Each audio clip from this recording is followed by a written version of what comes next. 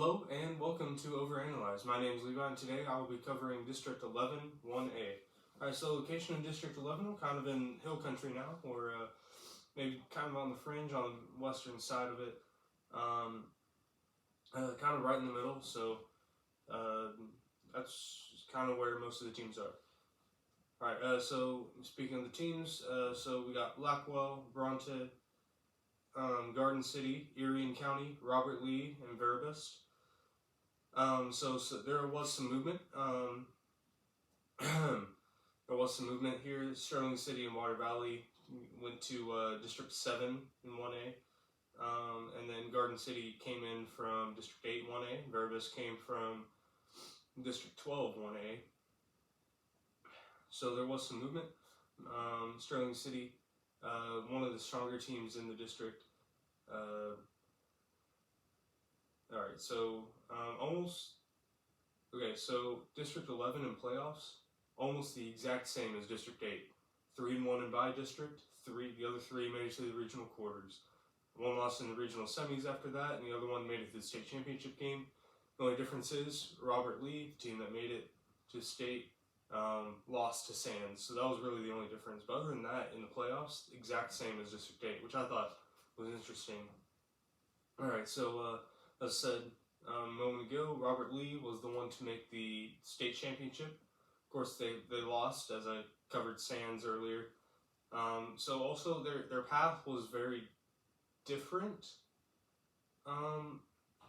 They weren't as dominant. Of course, Sands, probably one of the most dominant playoff seasons of any classification, like probably in history. I mean, they averaged like almost 30 points differential per game. That of course cannot really be replicated a lot. But Robert Lee, basically they cut it close. So over the course of 4 games, from the regional quarters to the state semis, so regional quarters, regional semis, regional finals, and state semis, Robert Lee had a point differential of plus 22 in those 4 games. That means an average of about 5.5 points that they're winning by per game. Not terrible. Over those same games, Sands had an average differential of 21 points. That is insane.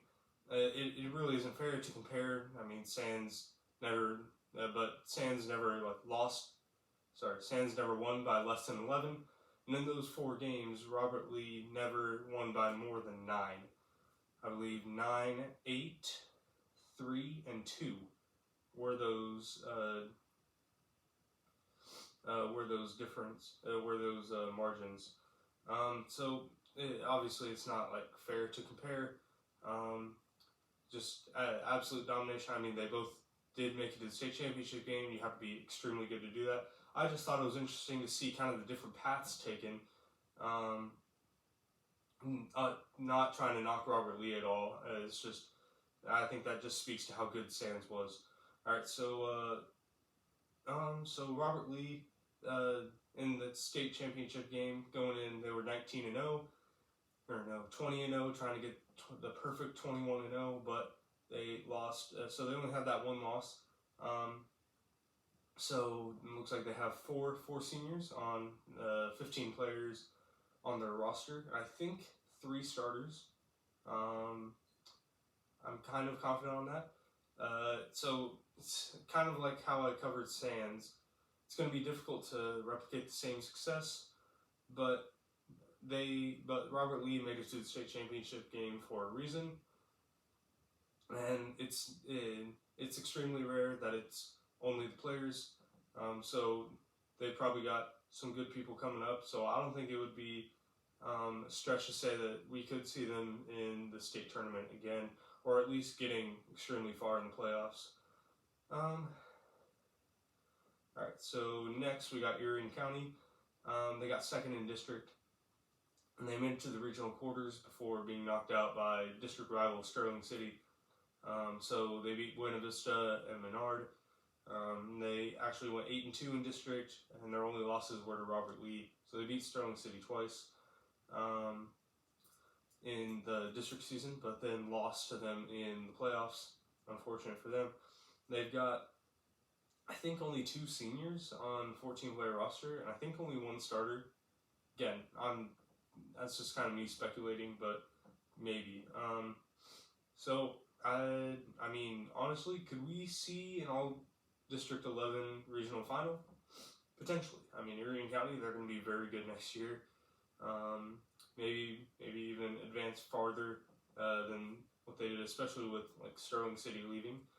Alright, so next we got Veribus. So they were not in this district last year, but they did go 12-0 in their district, and they were the only team from their district to win their by-district game because they played District 11, and they made it to the regional quarters before losing to Robert Lee. It's unfortunate that they had that draw, but kind of had to happen. So it says that they only have like 10 players on the roster, but there's not really any graduating years, so I can't make like a decision on that. Alright, so with both Water Valley and Sterling City leaving, both of them made playoffs last year, it opens the door for Blackwell to sneak into the playoffs. They went 2-8 season, 2-8 last season, only beat, and then Garden. They only beat the last place team. Garden City went at least almost winless in District 8, so Blackwell could actually get into the playoffs. Just kind of sneak backdoor there. Maybe they can even take the by-district game with the best team from District 12 coming to District 11, actually. So, alright, final predictions. So, final predictions, I've got pretty standard here. Got Robert Lee at 10-0, Veribus at 7-3, Erie and County at 7-3, Blackwell at 4-6, Garden City at 2-8, and Bronte at 0-10. The only split I have is Veribus and Erie and County.